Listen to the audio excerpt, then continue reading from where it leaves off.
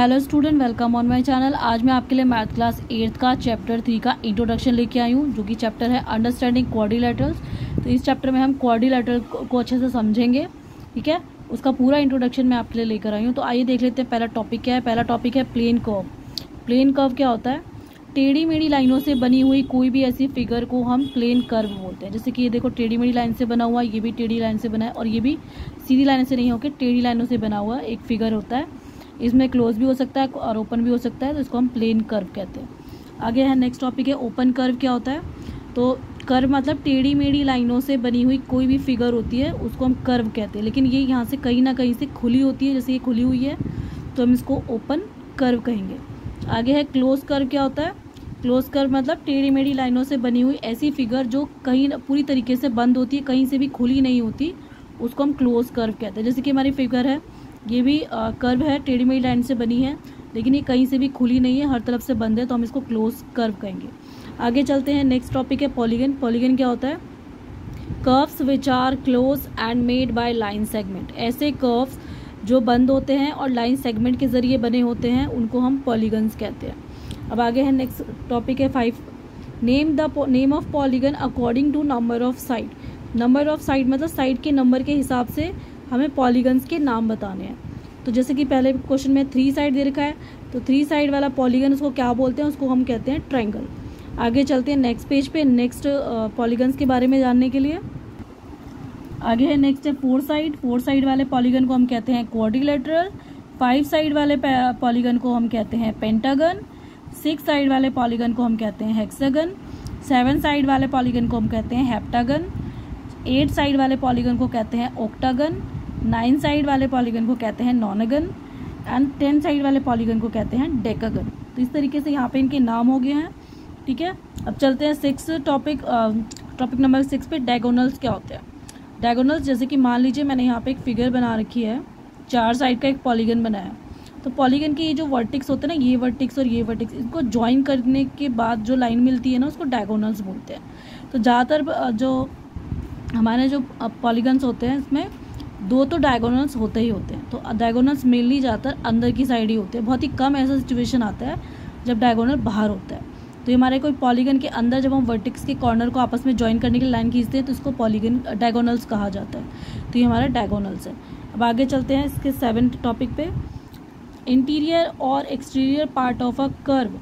Curve का interior या फिर एक्सटीरियर पार्ट क्या होता है? तो इंटीरियर का मतलब होता है अंदर और एक्सटीरियर का मतलब होता है बाहर। जैसे मान लीजिए मैंने एक छोटा सा कर्व बनाया है यहाँ पर, ठीक है। अब इसके अंदर के एरिया वाला, अंदर की जगह को जितनी जगह घिरी हुई है, इसको हम इंटीरियर पार्ट बोलेंगे। और जो बाहर होगा, जैसे कि ये बाहर है, ये बाहर का एरिया, तो इसको एक्सटीरियर कहा जाएगा।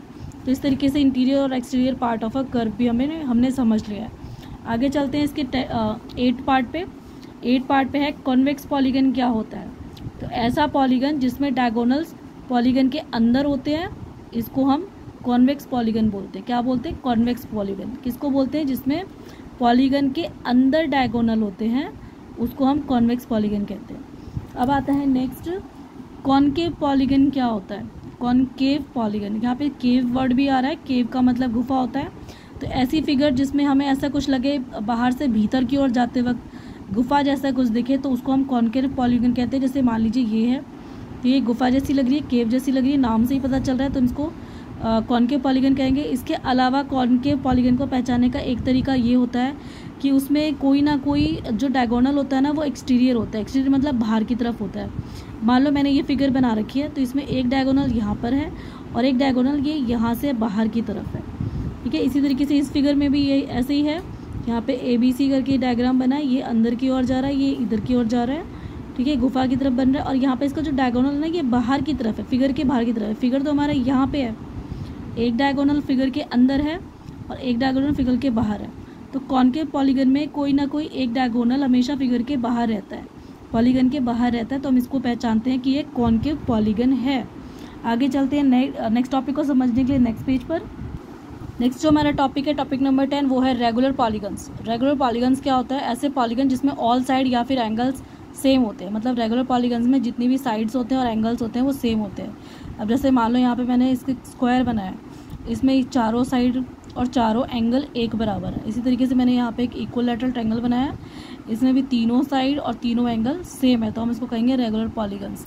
आगे चलते हैं, नेक्स्ट है इर्रेगुलर पॉलीगन्स। इर्रेगुलर पॉलीगन्स में चारों साइड कभी भी एक बराबर नहीं होती, कोई भी दो साइड आपस में बराबर हो सकती है, जैसे ये और ये दोनों हो गई, ये दोनों हो गई, ठीक है। चारों साइड कभी बराबर नहीं होती, इसमें हमेशा चारों साइड जो है वो अलग अलग भी हो सकते हैं। आगे चलते हैं नेक्स्ट टॉपिक पे। नेक्स्ट है क्वेश्चन नंबर 12, मतलब topic number 12, angle sum property of polygon क्या होता है, ठीक है। Angle sum property of polygon ये एक फॉर्मूला है जिसमें हम किसी भी पॉलीगन का एंगल निकाल सकते हैं। तो इसका एक फॉर्मूला होता है, sum of angle of the polygon का फॉर्मूला होता है नंबर ऑफ साइड, जिसको n से भी डिनोट किया जाता है, ठीक है। Number of side -2 × 180। मान लो यहाँ पे मैंने साइड में 3 ले लिया है, अब 3 में से अब नंबर ऑफ साइड की जगह पे 3 ले लिया, -2 × 180, 3 में से 2 को माइनस किया तो 1 आ गया, 1 को मल्टीप्लाई किया 180 से तो 180 बन जा 180 आ गया, ठीक है। तो ये होता है angle sum property of polygon, यानी कि किसी भी पॉलीगन की एंगल सम प्रॉपर्टी निकालना हो तो हम इस वाले फॉर्मूले का यूज़ करते हैं। इसका दूसरा टॉपिक है, अगर मान लीजिए यहाँ पे नंबर ऑफ साइड 3 था, तो हमने इसको इस फॉर्मूले में फिट करके इसका एंगल सम प्रॉपर्टी निकाला तो 180 आ गया। अब मान लो यहाँ पे साइड 4 है, तो क्या करेंगे, तो नंबर ऑफ साइड की जगह पे 4 लगाएंगे, उसमें से माइनस करेंगे 2 को, उसको मल्टीप्लाई करेंगे 180 से, 4 में से 2 गया 2, उसको मल्टीप्लाई करेंगे 180 से तो आएगा 360।